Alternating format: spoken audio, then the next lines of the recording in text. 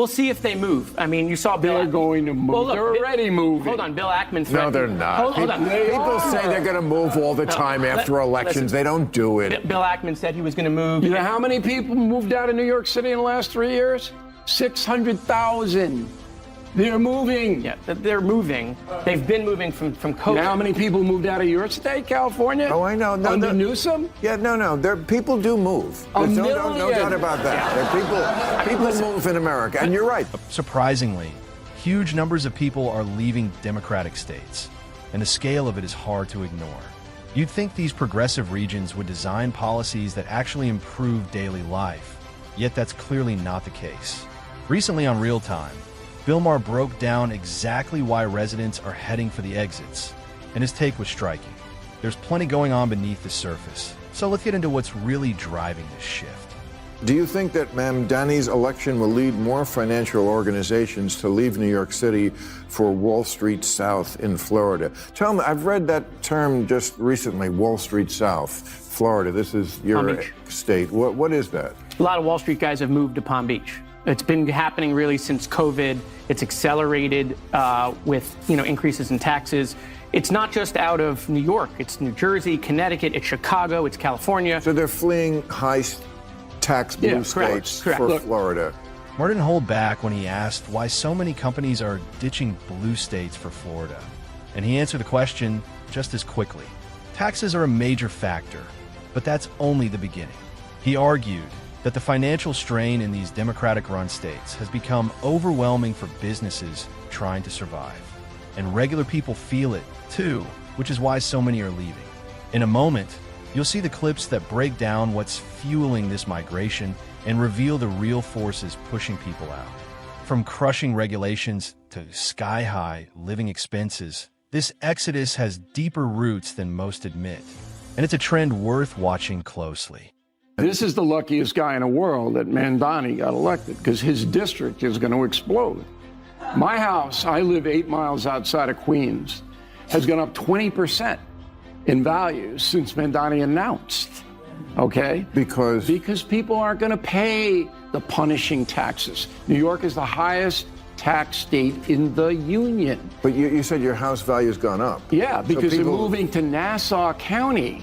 Oh, they're moving out of the city. Out of the city, and they can still take the train back in the city and not pay the millionaire's tax or whatever crazy thing this guy wants. O'Reilly lays out why so many New Yorkers are heading for the exits, and his argument comes down to a single issue: Manny's push for a millionaire tax. New York has an unusually large share of America's richest earners. Some of the country's top billionaires and high-income professionals live there, and together they generate around 60% of the nation's tax revenue. That means the city's entire financial structure leans heavily on them. So when talk of yet another tax increase surfaced, it wasn't just unpopular. It felt like a breaking point for people already footing most of the bill. But Manny didn't seem fazed by any of it. After winning the mayor's race and making it clear he intended to move forward, the response was immediate. Wealthy residents started leaving, taking their money and their tax contributions with them. O'Reilly insists this wasn't some random trend. It was the obvious result of policies that squeezed the very group keeping New York's budget alive.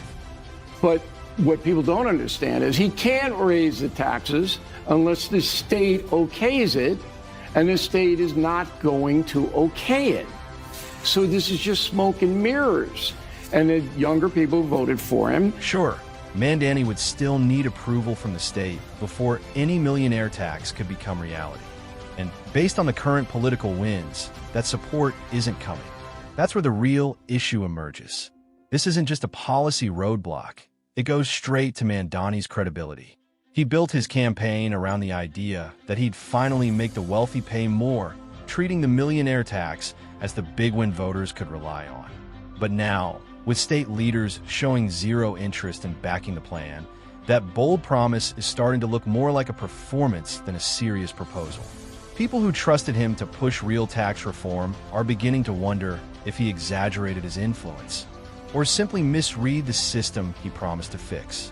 Either way, the odds of this tax ever becoming law are slim. And Mandani is left with a major campaign pledge sitting uncomfortably over his administration. We'll see if they move. I mean, you saw Bill. They're going to move. Well, look, They're already moving. Hold on, Bill Ackman. No, they're not. Hold on. People say they're going to move all the time after elections. Listen, they don't do it. Bill Ackman said he was going to move. You know how many people moved out of New York City in the last 3 years? 600,000. They're moving. Yeah, they're moving. They've been moving from COVID. You know how many people moved out of your state, California? Oh, I know. No, Under Newsom? Yeah, no. People do move. There's no doubt about that. People move in America, and you're right. Guys, it's almost like Representative Jared is trying his hardest not to see what's right in front of him. People aren't leaving blue states because they're suddenly craving a road trip. They're leaving because the economic policies have become impossible to live under. Look at New York. More than 500,000 residents have walked away, worn down by nonstop tax increases and a financial climate that feels more punishing than supportive. And then there's California, the gold standard of overregulation. Close to 1 million people have bailed out, fed up with a maze of red tape and some of the highest taxes you can find anywhere. Yet Jared keeps brushing it off, acting like these massive departures are random blips or temporary trends. But the reality isn't complicated. People are voting with their feet, and the message couldn't be clearer. These policies just aren't working. You know how many people moved out of your state, California? Oh, I know. Under Newsom? Yeah, no. People do move. There's no doubt about that. People move in America, and you're right. No, but they're not moving because they want a better view. They like to keep more of their money that they earn. Yeah, that's true. Look, Florida is a really good case study. So when DeSantis became governor, there were 250,000 more registered Democrats in Florida when he became governor 8 years ago. Now there's 1.4 million more registered Republicans in Florida. That's all migration from COVID and re-registration from COVID, 100%. Right. So it absolutely is happening. Whether they will abandon New York in droves, I mean, Bill Ackman's a really good example. He said he was going to leave. Right, he's been going after Mamdani. He spent a lot of money on him. And then the day Mamdani won, he said, I'm willing to talk and sit down and work with you.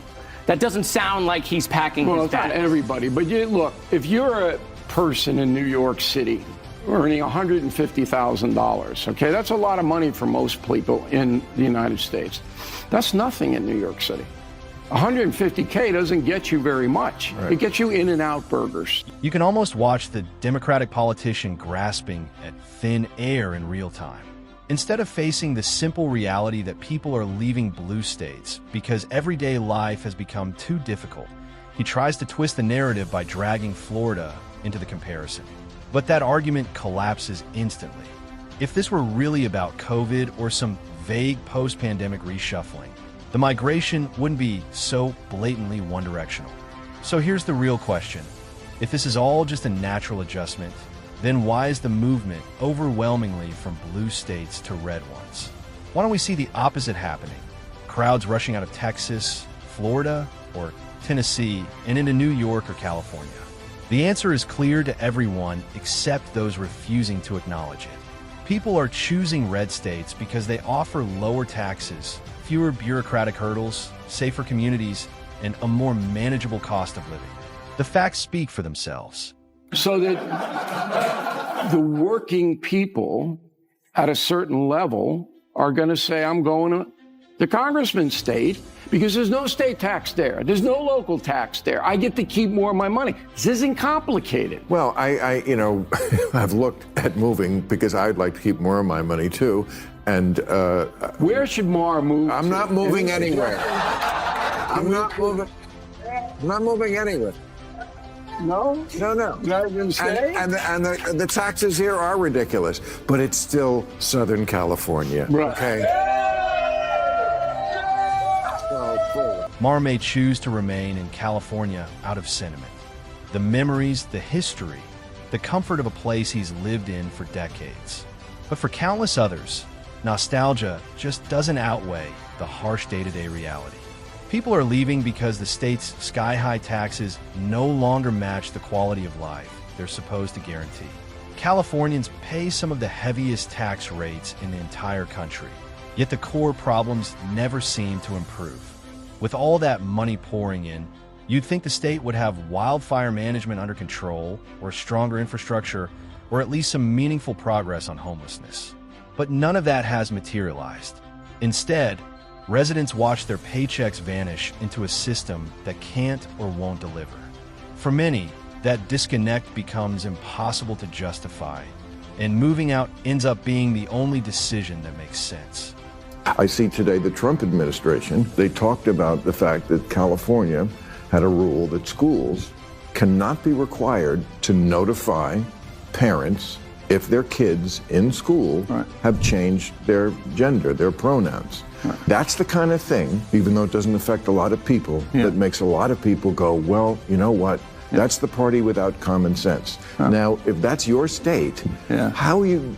I just disagree with that. I mean, the law was you would be fired. A teacher would be fired if a teacher did not report or snitch on a kid talking about their gender identity. I just think that was wrong. I think teachers should teach. I don't think they should be required to turn in kids. And by the way, we're talking about their parents. How can you snitch? The idea of a snitch and a parent to me doesn't compute. Well, I don't. But what is the job of a teacher? Now, this may not be the main force pushing people out of California, but it's definitely one of those issues that hits a nerve.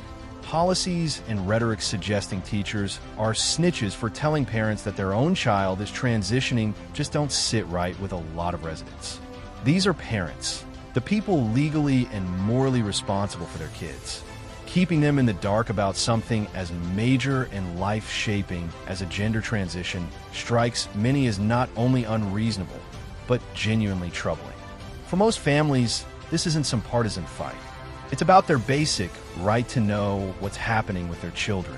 And when the state seems to favor secrecy over transparency, it breeds distrust. So while this isn't the top reason people are packing up, it's absolutely one of the cultural flashpoints, making residents question whether California still reflects their values. But I was on... I appreciate that. I was on KBLA yesterday, with my friend Tavis Smiley. I'm an investor and a supporter of that station. And he said, who do you want to run for president? I mentioned, I think you'd be good at the job. Not this year, we know. No, I know. But he said, I don't think he could win. I don't think he could win. He's too progressive coming from this state and what he's done in this state to win in any southern state, any red state. I disagreed, but no, this is a progressive African-American owned station, and I'm sure they like you, but doesn't think you can win. What do you say to that if you could win look at the swing states, there's only 8 of them. A lot of people are growing increasingly frustrated with Gavin Newsom because of the direction he's taken California. Critics argue that if this is how he runs one state, a state with huge resources and global influence, then promoting him to the presidency would be a dangerous leap. Because of that, many voters say they won't back him as the Democratic nominee. They simply don't trust his record, and it goes beyond complaints about his progressive, woke-leaning policies. There's a deeper worry. A growing number believe Newsom just doesn't have the competence or steady leadership needed to handle the challenges facing the country. From surging homelessness to rising living costs and constant governance controversies, his critics see a pattern of missteps instead of real solutions. To these disillusioned voters, the idea of him leading the entire nation sets off more alarms than hope, which is why they're actively searching for alternatives. In the bigger picture, the mass exit from blue states like California and New York tells a story that's hard to ignore. High taxes, endless regulations, and policies that feel disconnected from everyday realities are pushing residents and businesses toward places that seem more stable, affordable, and manageable. Usually red states. Politicians who try to soften or twist these trends only end up looking detached, clinging to explanations that don't line up with what their own constituents are living through.